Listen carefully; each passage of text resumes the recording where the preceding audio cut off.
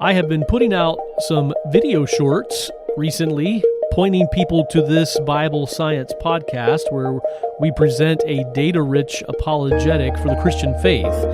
Some common reactions include ones like this.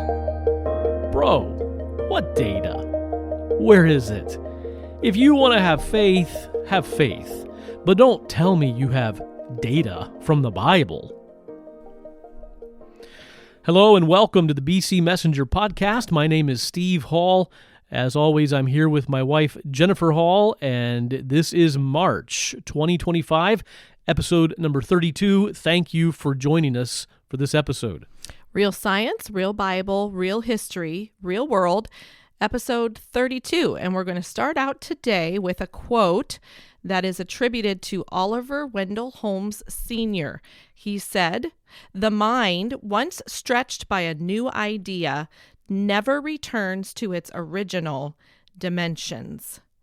And here at this podcast, I hope you will always come and listen and come away with some new ideas, having stretched your mind in a new direction. Today on our podcast, we are dealing with new ideas, talking about that subject. You know, some new ideas are welcomed. Not usually, though. Other new ideas are met with resistance, objections. But either way, when they come along, the human mind must now grapple with the new information that has entered its consciousness. So our podcast provides new ideas. There's no doubt about that. If you've been listening very long, you know that. And these new ideas can be a stretching experience for everybody, Bible believers, skeptics, lay people, scholars, whoever you are. And then when the new idea is presented, each person has to decide what to do with that new information that they've received. That's just how it is on the road of life, right? We're going along, we feel settled in what we know and where we are, and then something new enters our mind from some direction and challenges us, causes us to grow, and that is the human experience as we go through life. And we should never stop growing, learning. If we ever get to that place where we feel that we want to stay completely in the box that we're in and we're never willing to consider anything new, that really is a dangerous place to be. Right. So I'm thankful for those who listen to this podcast and who are willing to travel with us into these new areas and let their mind be stretched. And where we're headed, as we mentioned a minute ago at the beginning of the podcast here, we had a discussion with a gentleman who is questioning some of the things that we are saying, and we are giving him, on some social media, new ideas. And we're going to get there in just a moment. But before we do, you gave the quote there from Oliver Wendell Holmes, and every now and then a man's mind is stretched by a new idea or sensation and never shrinks back to its former dimensions. This is apparently what he originally wrote, and then the quote kind of changed forms a little bit over the years. But the occasion of him writing it was when he had been to see the Swiss Alps for the first time. This was in September of 1858 that he went and was able to see that, and then made the statement, that the way his mind had conceived of the planet and space was just completely stretched after the experience of being there and seeing that in person. Right. Well, new information, new experiences on this road of life really can leave you changed forever. We are ever learning. We are ever building in our minds. We've never fully arrived at having all the information. Now, let's set apart who we are as we attempt in this podcast to answer some questions really of skeptics. That's what we're doing here today. And our main topic is talking to some skeptics about what we have. And we proclaim and assert on these video shorts that you referred to at the beginning that we are doing Bible science research. Right. We are taking a data-rich approach to apologetics. And so Bible science research, the method that is used here by Dr. Aardsma, he has termed the Bible science method of research and discovery. And you hear that and you might want to pigeonhole that. Oh, I know that group. That's right. That's like that group. So we do want to set ourselves apart, that we are not necessarily connected or associated with some of the groups you may think of. Right. So let's begin by showing what we're not. It's interesting. A couple of times we have been approached by folks that think we are something called Christian Science. Now, Christian Science, you have to understand, is actually a religion of its own, a certain sect of religion, and we really don't even know that really much what it about is. the Christian Science religion, but it is unfortunate that they've taken that term, because then we, with a Christian research scientist over here, PhD, where we are not in the Christian Science religion. Right, so no, we're not that. That's important to point out, and we did have someone ask us that even recently.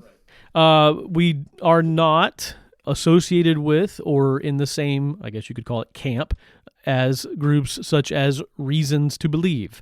That's Hugh Ross's group. Hugh Ross's group. You've probably heard of Answers in Genesis, Ken Ham's group. We are not that. We are not affiliated with BioLogos or the ASA, American Scientific Affiliation. I believe there's good works going on. Probably in all of these, there's good things going on, of course, but that's not who we are. We are not young Earth creationism in the way that it's understood today.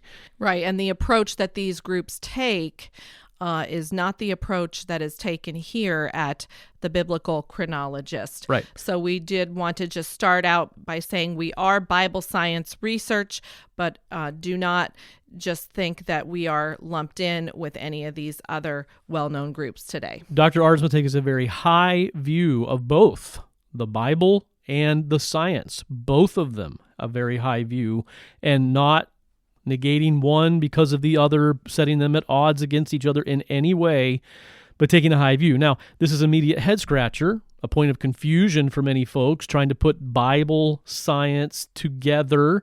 What are most people hearing when they hear that, Bible science? People in their TikTok feed, in their Instagram Reels feed, that are seeing these video shorts where we just give a little tidbit, point to the podcast. So often, laugh reactions, right. Because it's immediately like, this does not compute. These two things do not go together. What are you trying to say? You're going to give me truth connecting fairy tales with reality? Right. That's ridiculous. So we understand that Bible science, just of its own, just that term alone, is a hurdle for people to even get over there. And that's what we want to address on the podcast today. The fairy tale reality method is what some people hear. Right. No, not at all. And we want to show, if folks will listen, that these things do go together. Now, one more set apart here before we get into the main topic of the day. We here specialize in the ancient Old Testament, specifically the Pentateuch, first 5 books of the Bible.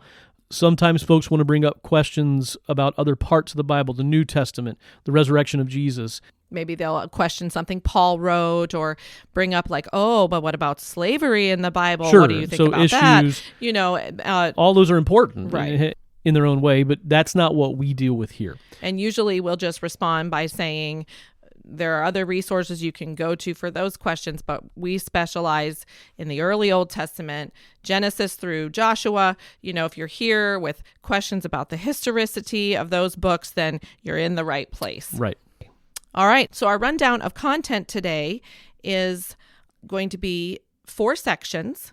First of all, we have You Can't Get Data from Myths, applying the scientific method to the Bible, which is what we've been setting the stage for here as we've opened. Can you apply the scientific method to the Bible? We're going to go through that today with a concrete example, not just philosophical ideas about it. And then we have, following that, with a section on updating you on Dr. Aardsma's climate change research. He has put out 3 additional articles since the first article came out. And again, this is resulting from the Bible science research method of research and discovery. We're just going to update you on the second article in the series in the climate change work. And this is specifically dealing with what is the forecast, all this doom and gloom and like coming apocalypse because everything's just going to melt down with this global warming. What are we actually looking at from this Bible science vantage point? And then hopefully we have time to get to a section updating you on the Health and Wellness Expo that I was able to attend and present a table for Dr. Aardsma's anti-aging vitamins, these newly discovered vitamins there up in northern Indiana. And I interacted with a bunch of folks, and I'm excited to share with you some of what happened there just briefly towards the end of the podcast. And then we have Helen's view, and she will be sharing a portion of a book that was meaningful to her over the years and how she feels it encourages her in the work that's being done here. So we made these videos and we put them out on social media, and here lately we've been putting some out on TikTok. I never dreamed I would be on TikTok, and I've told Jennifer quite a few times in the past, it seems like much of our vocabulary has been changing in our modern day with all these different things. We have TikTok, Google, X, Twitter. Selfies, yeah, you right. know, I saw some years ago that was the new word in the dictionary for the year was selfie. Didn't used to be a word, you know. All these terms. Anyhow, we were on TikTok and we put a video out there, and an individual came back to us with some really good questions, and that's what kind of springboarded us onto this topic here today in this episode. You know, if you want to have faith, but don't tell me you got data from the Bible. All right, so that was a short comment, not from the person who we had the lengthy interaction with, but that just demonstrates that, you know, most people don't take the time to delve into detailed communication, but some people will just leave you a sentence, you know, like, what are you talking about? I never heard of that. There's nothing true in the Bible. You know, you get plenty of reactions like that. And then we had this fella from somewhere overseas or another country. He had a lovely accent, and he was talking with us through some video communications there on TikTok. And of course, we want to be very careful to represent him properly and not take him out of context. But his questions were good, and we thought that it would be helpful for our podcast audience in general just to talk through the basic question that he was raising there. Right. So that's what we're going to delve into here in our discussion section of our podcast, applying the scientific method to the Bible. How is it possible to start with the Bible as data? What is data, by the way? Well, just looking up the definition in the dictionary, data actually means factual information, such as measurements or statistics, used as a basis for reasoning, for discussion, even calculation. That's what data is. So how is it possible to start with the Bible as data? Can the scientific method, the method that we use to get information and data, be applied to the Bible, this ancient book? What do we mean when we say the Bible science method of research and discovery? A common, again, reaction, you're not doing science when you're approaching this with the Bible because what you believe is nothing but miracles, nothing but mythology. Miracles can't be shown to be true science. I want something I can replicate. I want something I can see for myself. That's what this gentleman's main point was. This is really the gist of his comment. Right. He goes on, you know, talked a good bit about miracles, and you can't observe the biblical miracles like you normally do when you start with something in science, and you certainly can't replicate them. So how are you saying that this is science? And can this ancient document have anything to do with what we know of today as science? So the underlying premise coming back to us is one of, I categorically reject the Bible as data because I already know it is not true. And that's understandable. We understand why somebody would come from that starting point, but sometimes we do need to back up and reconsider our starting points. We'll leave that for our listeners to decide. But what we need to do here is try to talk through this question. Can the scientific method be applied to the Bible? Can we demonstrate that being done? Okay, so what is the scientific method? Let's all go back to middle school here for a little while, for a second here, and talk about that. What do we mean when we say the scientific method? Well, the scientific method, where we learn data, where we learn information and facts, begins with observation. We have a question. We formulate a hypothesis or a theory about our question. As we observe this thing, we design an experiment. Based on the data, we reach a conclusion, and then we present the results. That is the basic rundown of the scientific method. Right. And empirical evidence, that's a term we hear in science. Our friend on TikTok brought that up. For an experiment to be valid, it has to be empirical. One of the conditions for something to be empirical is that the phenomenon has to be observable, experimented upon, and measurable. So we need quantitative evidence. Now, let me interject something here. Hang with us, because our goal is to bring to you a very, very clear example of applying this scientific method we're talking about here to something in the Bible that's as clear as it can be, that Dr. Aardsma has already presented. So I just wanted to make sure people were aware of that. Right. We're going somewhere with it. Right. Right, because we know what the scientific method is. It's pretty straightforward. It's well known. Now, the skeptic is saying to us in these different conversations, when people talk about the Bible as science, it does not comply with those characteristics that we just laid out of empirical evidence, of observation, hypothesis, experiment, all of this. Right. Okay. So that brings us to the big question we want to answer here today. Can the scientific method be applied to the Bible? So you may think, whoever you are listening, sure, it can. You may be someone else, and you're sitting in your vehicle, wherever you're listening to this, thinking, absolutely cannot. And we could go back and forth. We could talk about philosophy. We could talk about different angles to view this and look at it. But what do we really need here? Yeah. Right. We just need to test this out. If somebody can successfully demonstrate that it can be done, then we'll know that it can be done. We need an You example. may think it's impossible until you see it done, and then you realize it's not impossible. And like we said, this applies to many different types of people.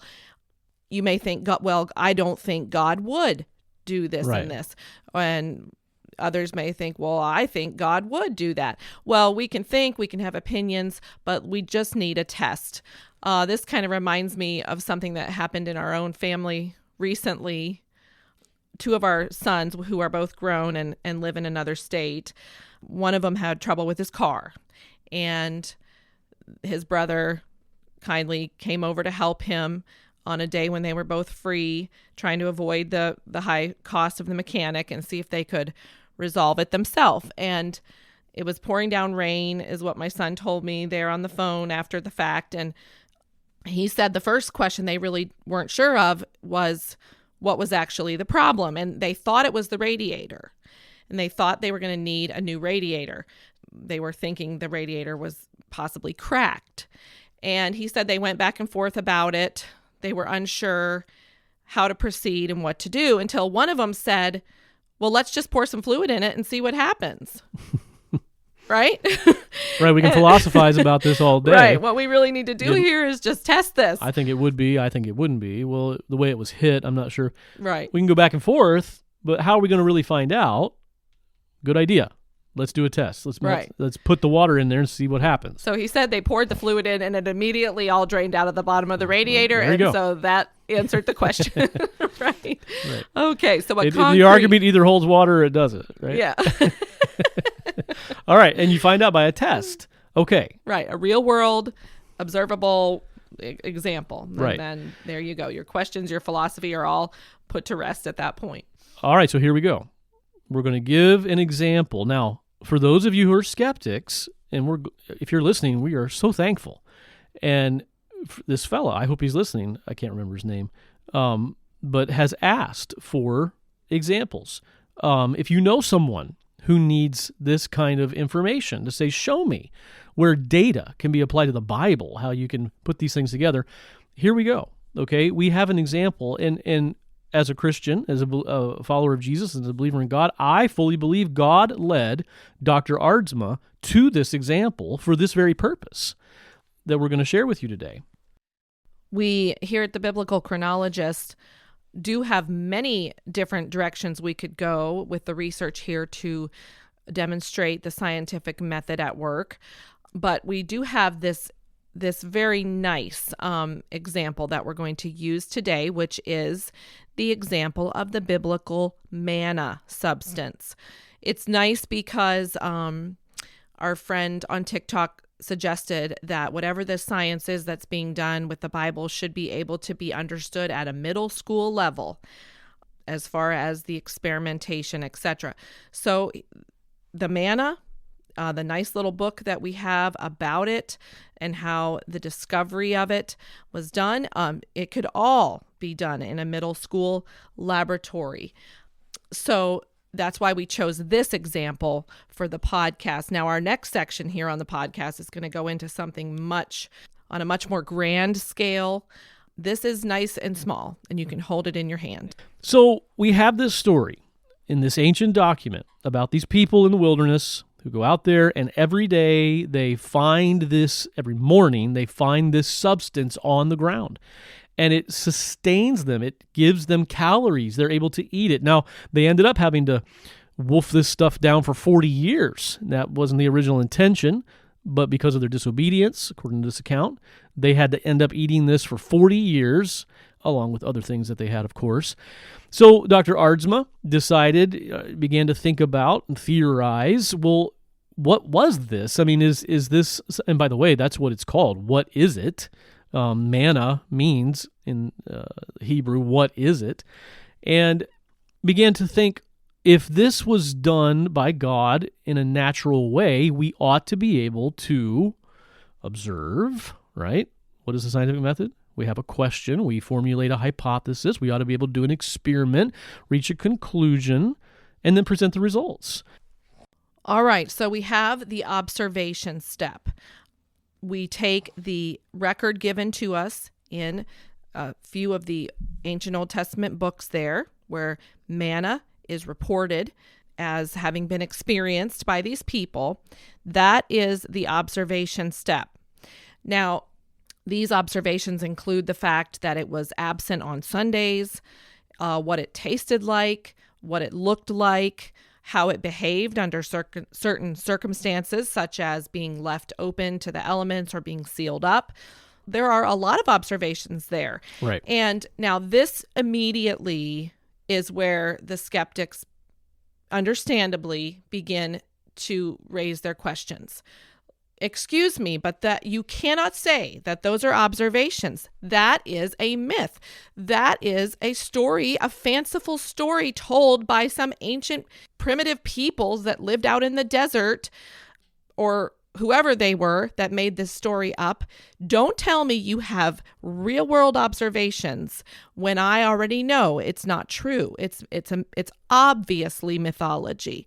Okay, so we understand that, but we're going to go ahead and proceed trying to apply the scientific method, knowing that if it is just a fanciful story, if it is mythology, it will not be replicated, most likely.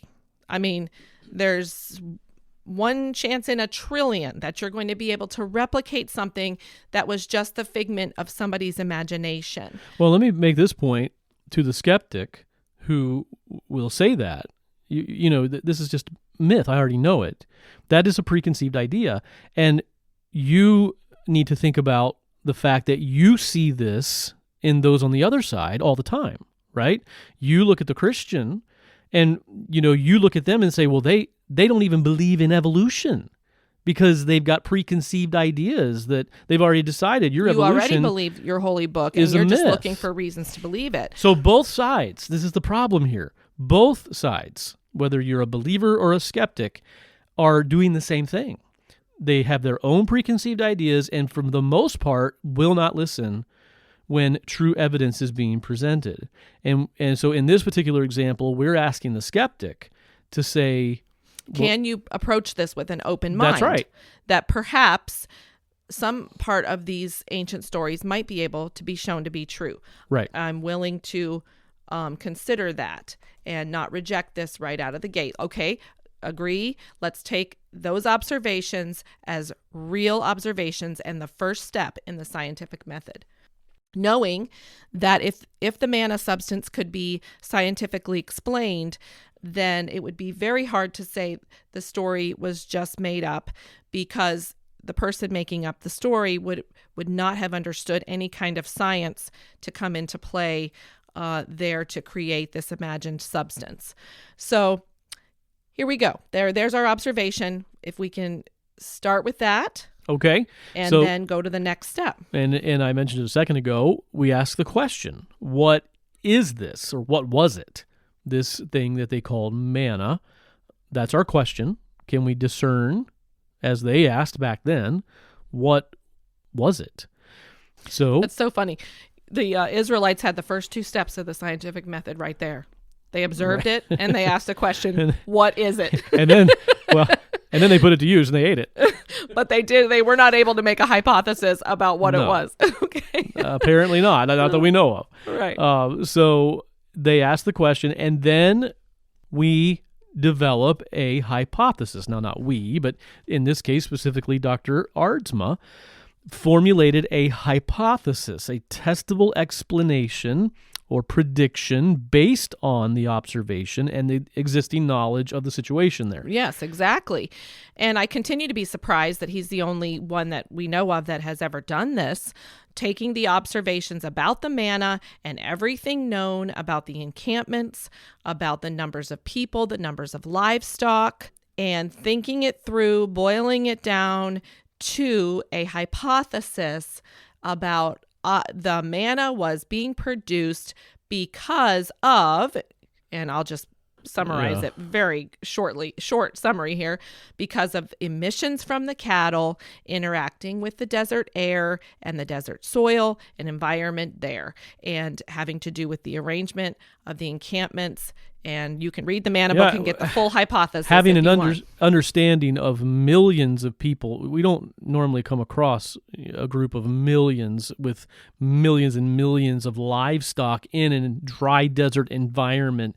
I mean, the conditions there would have been wild in the environment because of such a massive group.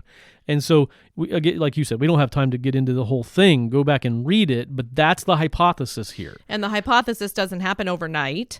I remember Dad, Dr. Aardsma, ordering stacks of books about soil in the central Negev region of the world. You know, the soil in the deserts there. What is it made up of? What is it like?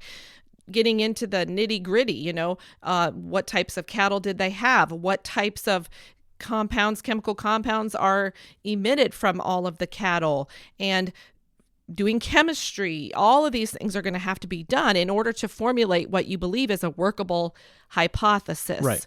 And so that's a huge step just to even get to a reasonable theory, you know? Okay. Right. So Dr. Aardsma has the hypothesis, and now he does the experiment. Okay, going right down the scientific method, replicating those conditions, compounds in the laboratory, and seeing what the results actually look like. So that was done. It actually was done repeatedly through the process, and it's all outlined in the book there, because we've talked about this on the podcast in the past. It's not hard to falsify a theory. There are any number of wrong answers to a question. There's only one right answer when it comes to math and science and these types of things. And so finding the wrong answer is easy. finding the right answer is very, very hard. And so you're not necessarily always going to come to it on your first try, right? Right. In fact, a layman's term for the scientific method might just be the method of trial and error. We'll try this. If it doesn't work, we'll go back to the drawing board. We'll try something else. So, and that's happened many, many, many times with great discoveries. Over the years, we've read all the stories. Experiments being done over and over and over again. Dr. Arzma's aging research. yes. So many trials and errors, right? Yes. And then you finally come to the right result. Some of the experiments done on the Manna Project resulted in a compound that seemed like surely this would have been manna, but like one characteristic was not being met. For example, I remember there was one that was clear. It was like translucent, the result of the experiment, the flakes that were produced. And so the Bible says, it was white. It was It's like very clear hoarfrost. it was white. Well, we're So- getting into our next point. Yeah. After the experiment, we then have the data analysis. Right. Does the results of the experiment match the properties in the account Right. of manna? So we analyze it carefully. So, right, if you think you have all of these pieces put together and then you actually do the experiment and you have a liquid, it's not right. Right. Something's it was flakes. wrong. Right. If it's clear and it's not white, as it's very clear in the account, then something's not right. And so, If it tasted bitter, right, the Bible says it was sweet like honey, wafers. if it makes your mouth burn, if it Right. causes you to fall over and hallucinate, Probably not the right probably substance. don't have it. Okay. So, did his experiment do this? I mean, that's okay. The short answer is yes, it does. Right. Eventually, he was able to refine his hypothesis and come out with a substance when analyzed that did match all the properties And there of are the a lot, biblical manna. Like you said, there are a lot of properties given to us in that account, and so that's a lot to have to prove to be true. That match. It would be very, very easy to prove that his theory was completely wrong, and in the end, it comes out to be true. And we're not going to harp on that. You can get that and look at it if you're interested and read it. But we're just trying to present this to you today. So that's our final. We have two more points with this scientific method. What is the conclusion of the experiment? If the result doesn't match the properties of manna, then we know the substance isn't manna. We have to adjust the hypothesis and do another experiment. Right. And then when you do get a result of your experiment that shows your hypothesis to be accurate, then you have very solid scientific reason to believe that, in this case, that what you're holding in your hand is, in fact, the biblical manna.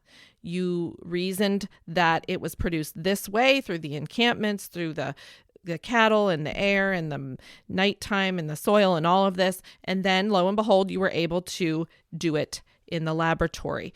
So do you have proof positive this is 100% manna? Nobody can ever question that. No, that's not how science works. We have definitely corroborated the hypothesis at that point.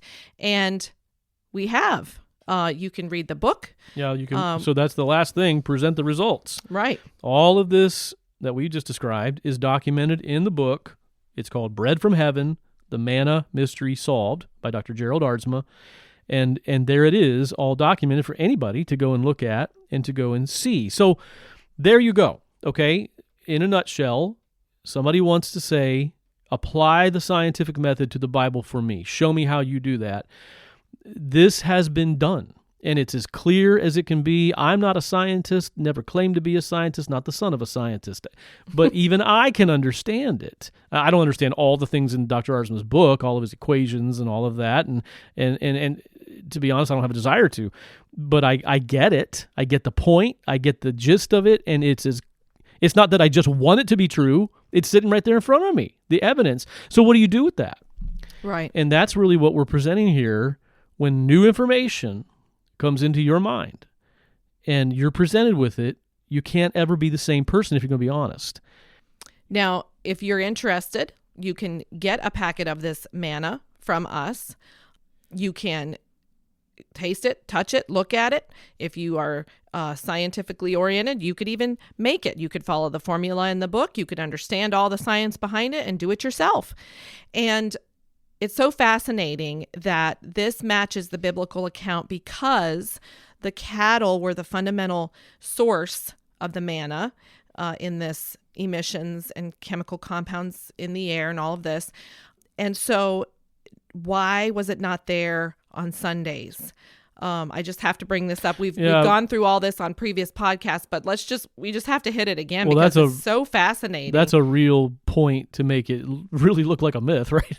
I mean, it's going to be every day of the week except on Sundays. Except when you all were supposed to not go out and work and gather the manna. I remember when Dr. Arzma gave the hint to us that he was onto this, and that was my first question. It was like, how in the world is he going to show that this wasn't available on Sundays, but it was available every other, and through the scientific method, right? Right.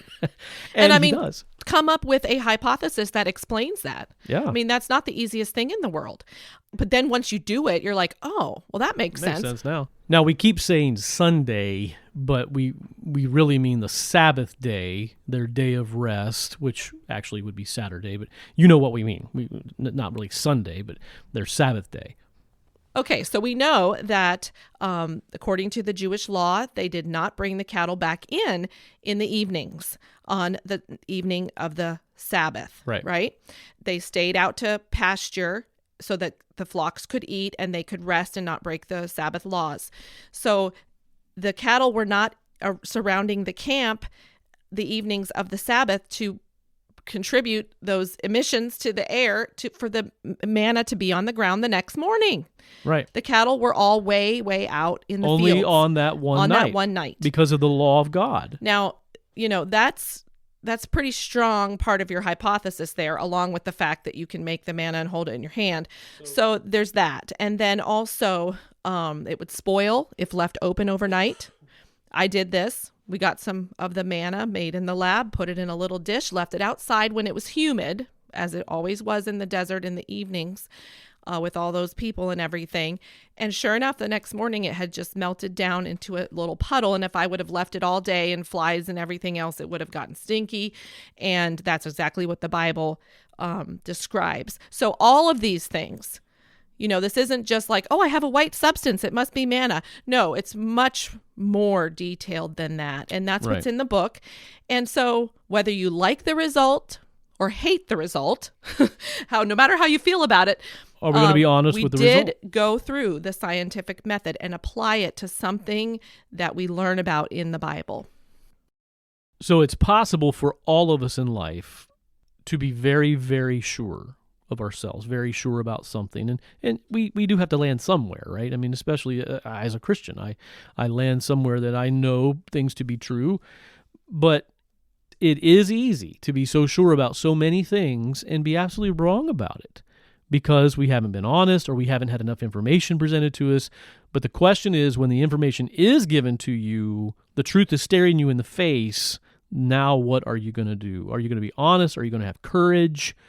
Do you really want the truth? And we all have to ask ourselves that question. Because so often when someone is presented with truth, what happens in an argument? Well, that person's kind of backed into a corner. Now accusations start flying, character questions. So when it turns into that, okay, now we're just going to attack your character, then we know, okay, are you really willing to listen to the truth that's being presented? It's interesting. It's not just the skeptics that might struggle with this example of the scientific method being used on the manna, the biblical observations of manna. It's also, interestingly enough, some Bible believers who will put up resistance to this. Their reasoning is, well, I don't think that was necessary to show that.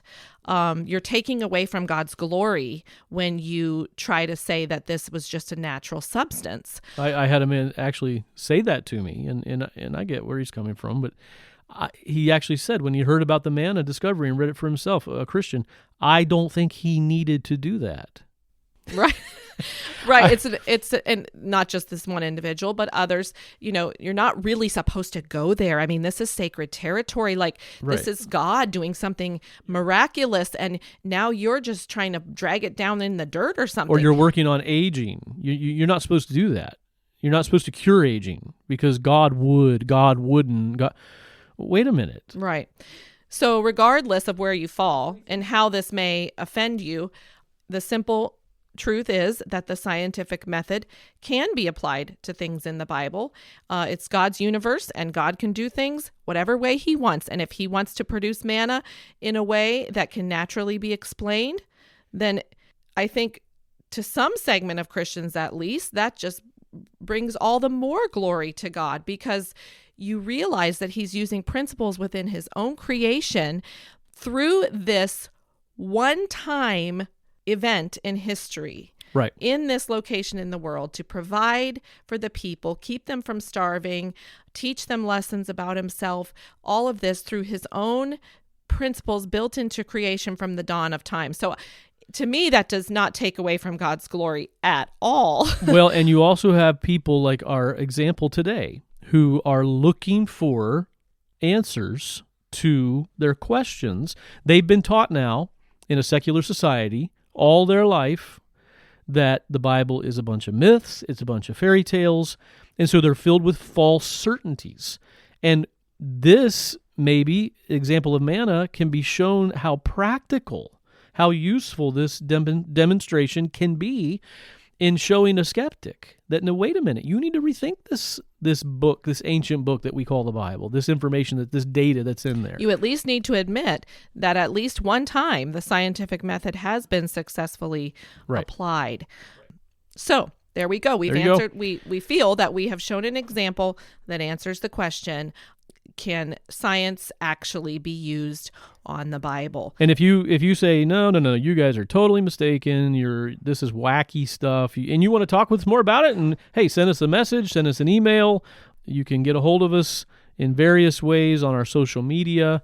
And if you have questions, feedback, whatever, get on our podcast website, thebcmessenger.com, send us an email or leave us a voice message there, and we would love to interact with you more, and maybe even have you come on the podcast and ask some of your questions. We would love that. So we're always open for discussion, interaction. We are not in the business over here of silencing anybody or ever saying, just believe. Your problem is that you're too proud. No, that is not our approach. We're happy to engage with you and talk through things with you and understand the doubts and questions that you may be working through. Until you get mean and nasty, and then we'll turn you off. And our listeners would never do that. I don't know. No. All right, we need to move on here. We are going to move forward now into our next section. We have a research update on climate change. Now, we just gave an example of applying the scientific method to the Bible, and hopefully you can understand how that demonstrated the reality of the Bible science method that is going on over here. And that example really, it's not small, it's a big deal, but it's a smaller thing than we're getting ready to talk about now, something that you can actually hold in your hands, something that affected the people in that day and gives us evidence of the reality of the research here. What we're now about to enter into in this discussion is how this same Bible science method and research has led Dr. Aardsma to some realities, to some realizations about climate change, something that is affecting us today in 2025 when this podcast is being recorded. And it is a very hot topic, and we're all trying to figure out what is going on in the weather patterns, what is going on with this climate change. The research here has led to some answers, some real answers that nobody's talking about, because you can't get to these answers without taking seriously the science, ice core data we're going to talk about, and the Bible accounts, specifically one account of something devastating that happened in this world that has everything to do with climate change that we know today, called Noah's flood. So we're moving from manna to global warming and showing how this works together again, and something people better start paying attention to. Yes, again, we are disassociated from any other groups. who may try to make a connection between what they believe about Noah's flood and global warming. Any theories from those groups would be truncated at best.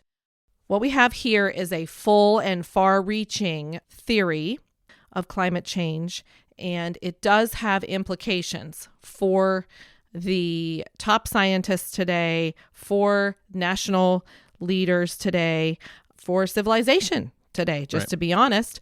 But we're not going to get into all of that. We are just going to talk about the second article that came out in the climate change series, which was called Bible Science Research Corrects Mistaken Climate Change Forecasts. Right. So this is specifically pertaining to what do we expect is going to happen. You can open up almost any source of information today, X, formerly Twitter, magazines, periodicals, news reports, and so often, this globe is headed toward an apocalypse because we are approaching this much warming, and we are going to have runaway melting of the polar ice caps, and we are going to have this and that, and just predicting basically the whole world just melting down because of this global warming. Right. So that's the forecast that's being given by mainstream science. So just for clarity, Dr. Aardsma has written a total now of 4 articles on the topic of climate change. The first article is how Bible science corrects mistaken climate change science. And then, like you said, this second article, which is the one we're hitting today, has to do with the Bible science correcting climate change forecasts. All right, so here's a summary of the new theory coming from the second article as he was setting the stage to talk about the forecast. Contrary to common misconception, the glaciers are not melting because of global warming.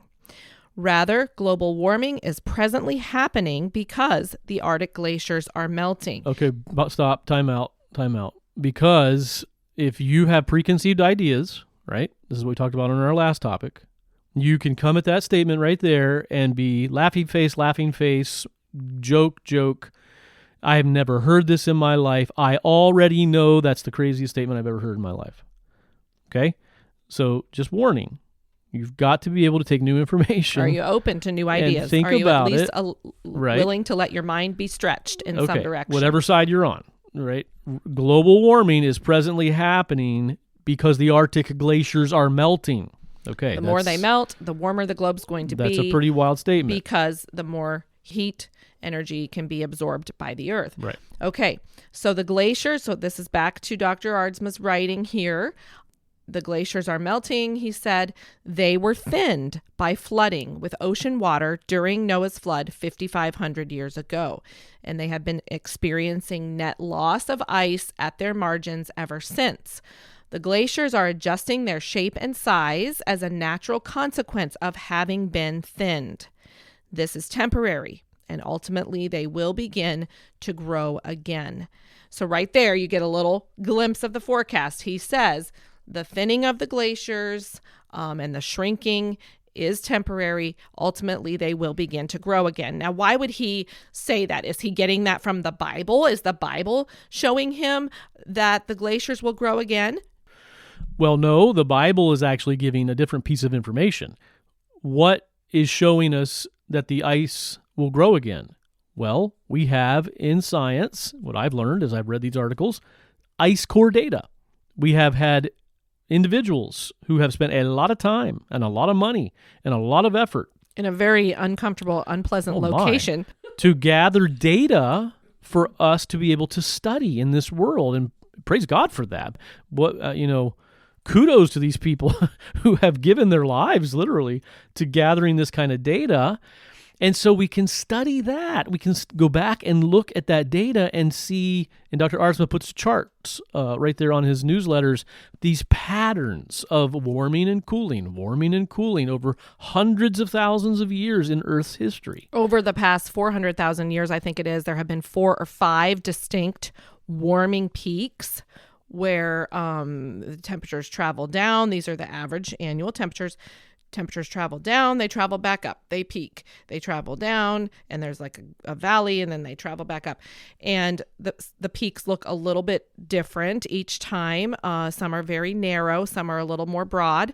But there's no doubt that right now we are at the top of one of those peaks, or close to the top of one of those peaks. Right. And so what he is saying is that this pattern that we see, we know what causes it.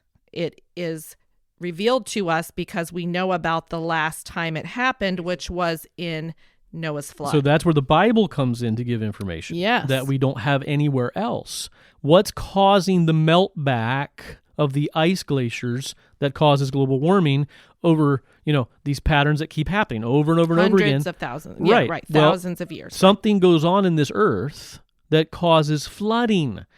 It's an event that takes place, and he describes all of this in his book on the flood, in his now these articles. The core of the earth is shifted; it's not stable. The earth moves. The inner core moves. The waters from one area flood to the other area, and this melts the ice back, causing temporary global warming until the ice comes back. Yes, and I love this point from the article that you bring up there, that the ice will come back. He explains in this research article, if you want to give your kids, or somebody that your class or something, an illustration of God's amazing creation. Do you know the earth has built in a negative feedback loop for the warming and cooling of the earth? It is not going to have runaway warming, because this is actually how it works in physics and science. The more the globe warms up, the more moisture goes up into the atmosphere, and the more it will snow at the poles, okay? The snow at the poles is what causes the eventual regrowth of the glaciers. At one point in the article, it gives the illustration of pancake batter being poured into the middle of a frying pan. You can pour a little bit of batter and you will get a little pancake in the center. Pour more batter in the center and the pancake will thin out and grow along the edges until you have a much bigger pancake. Okay, now this takes thousands and thousands of years, but this is what happens at the poles. So the warmer the globe is, the more moisture is produced through the evaporation and atmosphere, and then the more it snows at the poles, and the more weight of snow eventually causes those glaciers to grow. And so God has built in a system of checks and balances in the earth to keep it from overheating. Well, and so I don't know if we mentioned this yet, but what is it that's causing the globe to warm? Well, reflectivity is what cools things. So when there's lots of ice, lots of glaciers, the more glaciation you have, right? Then the sun is reflected. Right? That's we all understand that principle. But when those glaciers melt back, now the heat is absorbed into the earth more. So that's what's causing the global warming. The ice is melting back, and there's not as much reflectivity causing the earth to warm. Absorb more of the heat. Once that ice grows back, then it begins to cool back down, and the earth is always wanting to cool back down because of what you described there. Right. That is the natural thing that the earth wants to do, is cover itself with ice and cool down. Right. And as mind-blowing as this is, as much as this stretches our mind, the thing that causes the glaciers to stop growing is what we are calling Noahic events. Right. Where some portion of the globe is flooded through this thing that happens in the earth that's reported in Genesis, that we thankfully have this record of. That flooding checks the growth of the glaciers, and then once the glaciers recede enough through multiple Noahic events over very long periods of time, then eventually they will begin to grow back. So it's interesting. Venus is considered the twin planet of the Earth, but does not have this negative feedback loop. And the temperature there is 800 degrees, I believe it says in the article. So again, God has created life on this planet, and it's incredible. All right, so we've given quite a bit of information on the theory of climate change that's here, maybe more than we wanted to. But there you go, in somewhat of a nutshell. You can go back and read, you can study this, the initial article especially that Dr. Arzma wrote. But this second article is talking about forecasts. Right. We said we were going to explain the forecast, right? We have everybody, it seems like, saying that we have an overheated world, catastrophic, catastrophe is just at the door.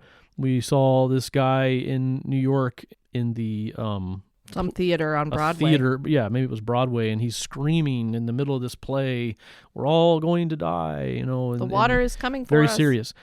And he believes that, and so that's the forecast that we're getting. For example, Jim Skee, I don't know how you say this guy's name, has said that by 2100, if the current policies are maintained in our government, and by the way, he is the chair of the Intergovernmental Panel on Climate Change, he's warning that the world is headed toward 3C warming, which means the global mean temperature of 3 centigrade degrees rising above its 1980 level. So in other words, the world is heating, and if the policies remain the same, it's going to keep heating, and we're going to pass a point of no return, and the runaway melting of the ice sheets are going to dry out the rainforests in the Amazon.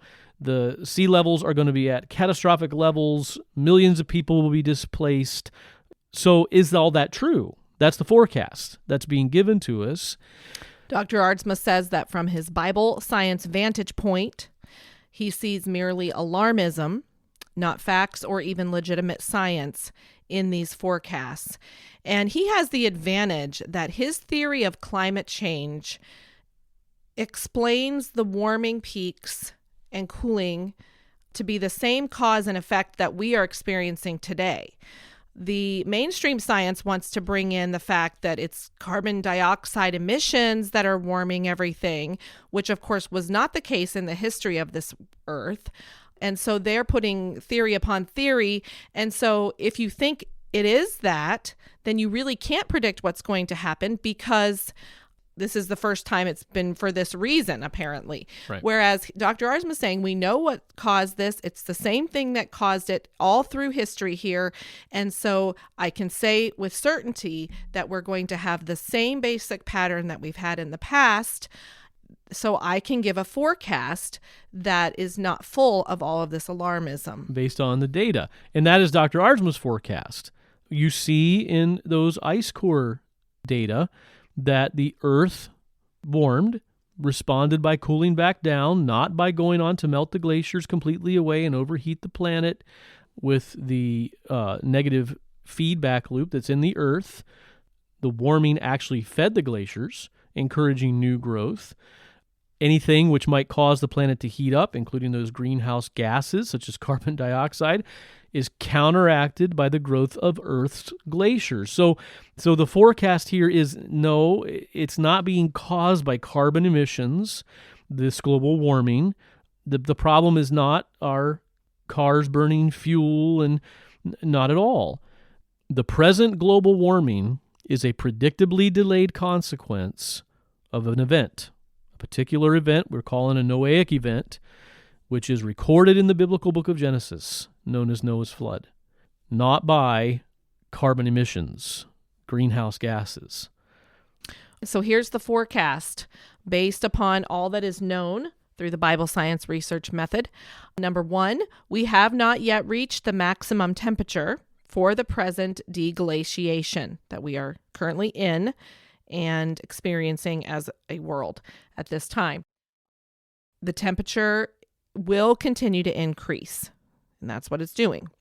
All right. Second point of the forecast, the maximum temperature, the top of this peak, may take centuries to achieve. So, I mean, that's amazing that all of this warming that's going on, we may continue to have little bits of this, just a few degrees, but they're measuring it very carefully, and it's going to continue to increase maybe for even a few centuries. Okay. Then the next part of the forecast, the long-term average rise is going to be roughly 2 Celsius degrees I won't get into all the technicalities there, but that's the average. Okay. So you hear people say it's going to go up to 3 and it's going to do this or that. Well, it may do some variations above and below this average 2C rise, but that is the forecast, that the average rise above the baseline that they're using is going to be 2 degrees, 2C degrees. All right. And then last couple points of the forecast here. The polar ice sheets are going to continue to shrink, but they are not going to disappear. We've already covered that, the reason why that is scientifically known. We see that through the pattern throughout Earth's history. Right. And then now this kind of is amusing to me. Point 5, net growth of the glaciers, glaciation, will resume by at most 2,000 years from now, cooling Earth back down once again.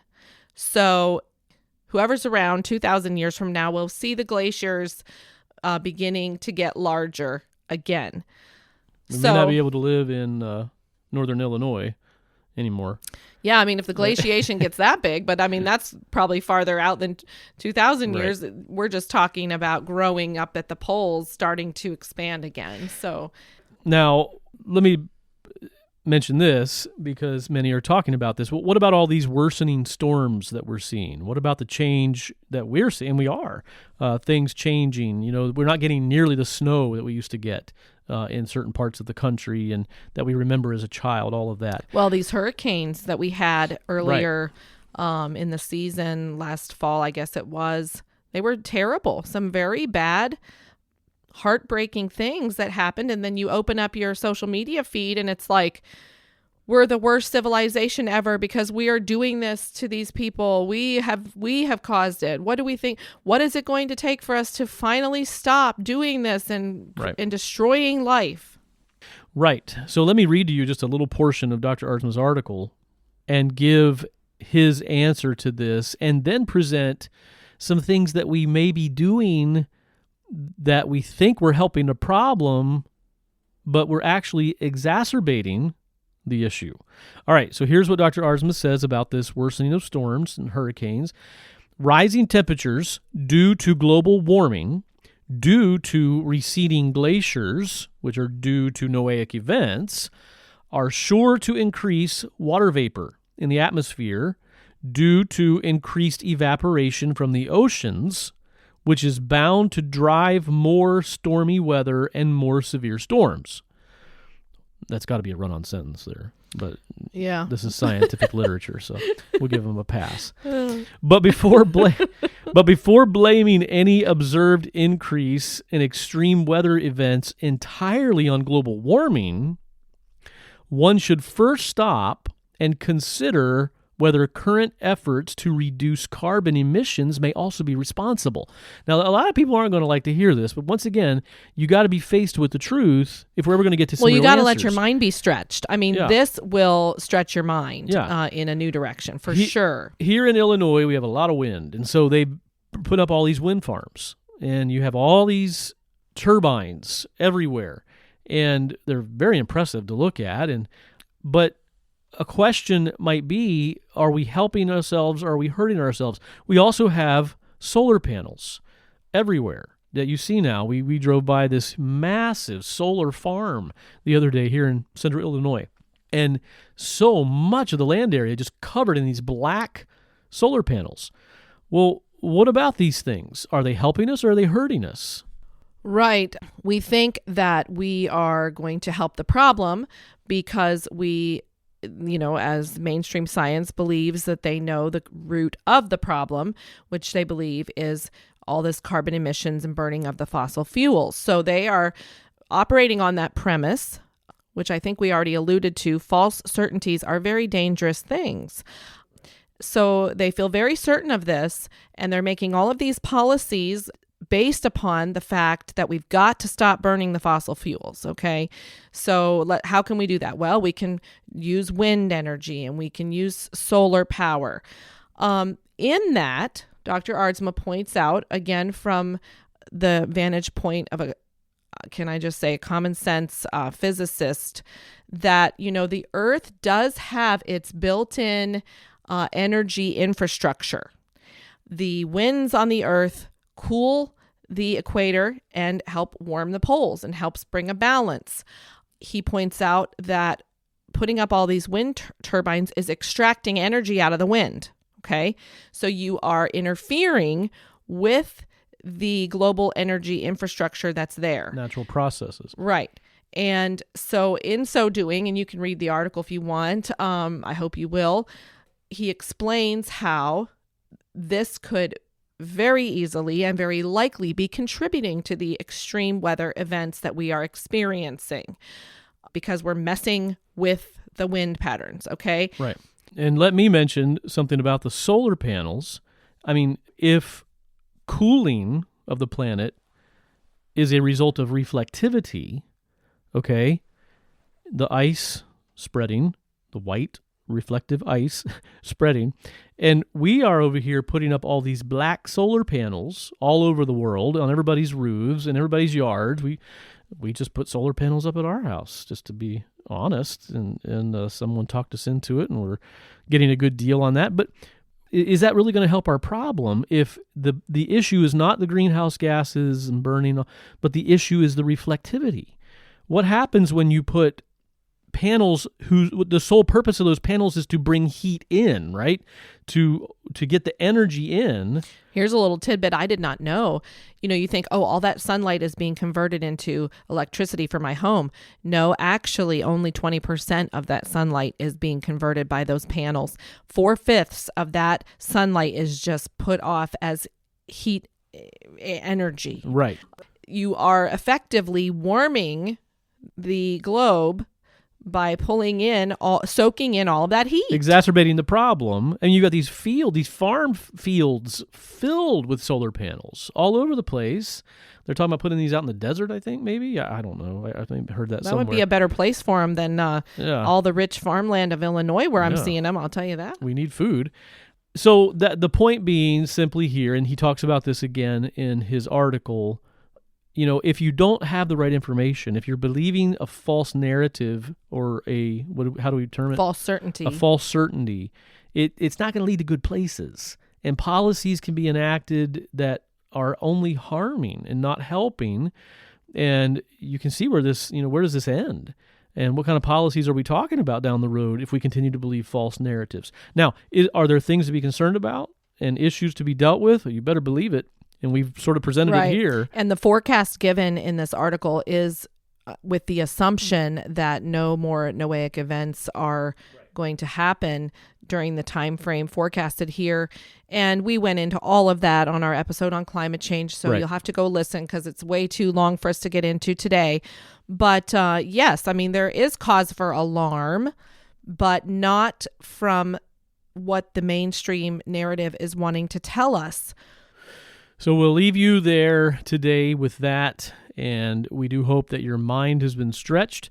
And with the example that we gave in our first section of the podcast, you can see the legitimacy of the Bible science method of research that's going on here and where it leads, even into major topics like climate change. Now, as far as our aging research section today, I think we are going to have to postpone that until next month's podcast. It's getting a little long. I had a lot to share on that. Just a lot of interesting points and interactions with people and what I learned there in that environment of the health and wellness industry. Taking our vitamins, the vitamin discovery on the road, and it was a great experience, but it's too much to share for this episode. So you'll have to wait with bated breath until the April episode comes out. We'll put it in the next episode. That's right. Well, at this point, we have our Helen's View section, and this month, Helen gives an encouraging word from a little portion of a book that she read some years ago. And then following the section from the book, she's going to be sharing somewhat of a tribute for her husband, Dr. Aardsma, and we were told that she decided to do this because he did just recently celebrate his 70th birthday on February the 18th, right at the time of the recording of this podcast. So she wanted to share some personal thoughts about Dr. Aardsma in tribute to him for his birthday. We hope you are encouraged by this month's Helen's View.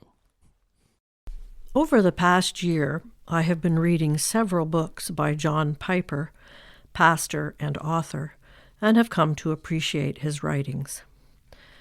When I read the following quote, I thought of Gerald's staying power regarding finding vitamin X.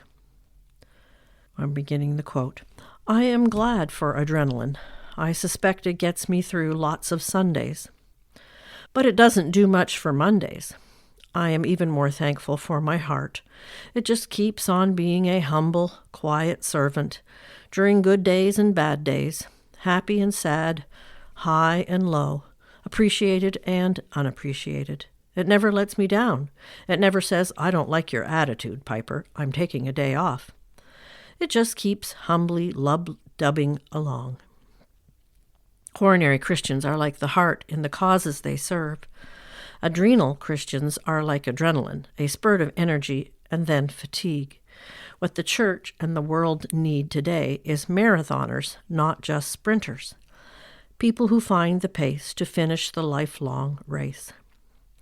Oh, for coronary Christians, Christians committed to great causes, not great comforts. I plead with you to dream a dream that is bigger than you and your families and your churches. Undeify the American family and say boldly that our children are not our cause. They are given to us to train for a cause.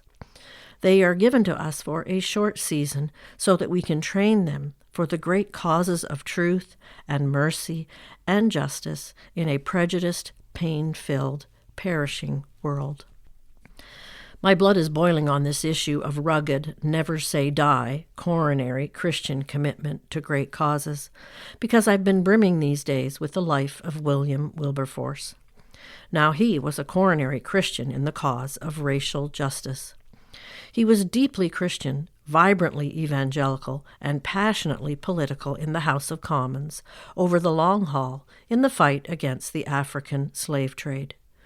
On October 28, 1787, he wrote in his diary at the age of 28, quote, God Almighty has set before me two great objects, the suppression of the slave trade and the reformation of morals.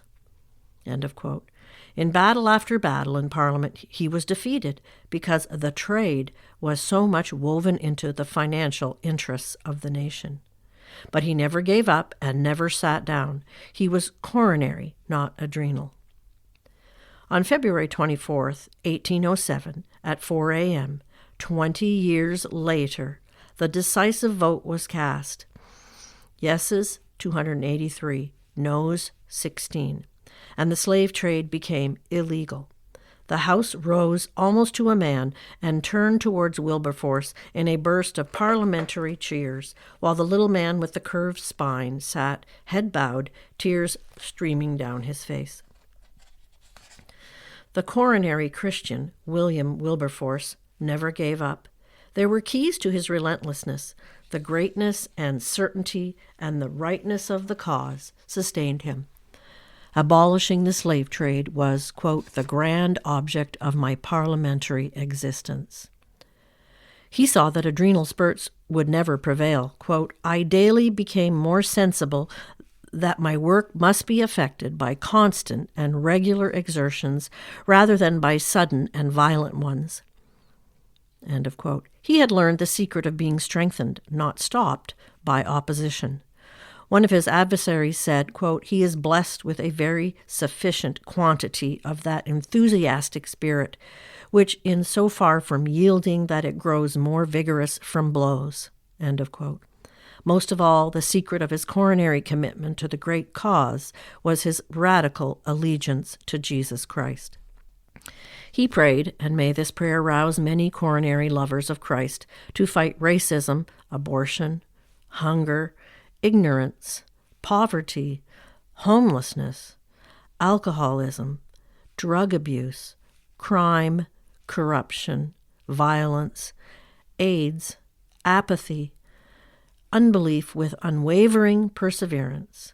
quote, "May God enable me to have a single eye and a simple heart, desiring to please God, to do good to my fellow creatures, and to testify my gratitude to my adorable Redeemer," end of quote.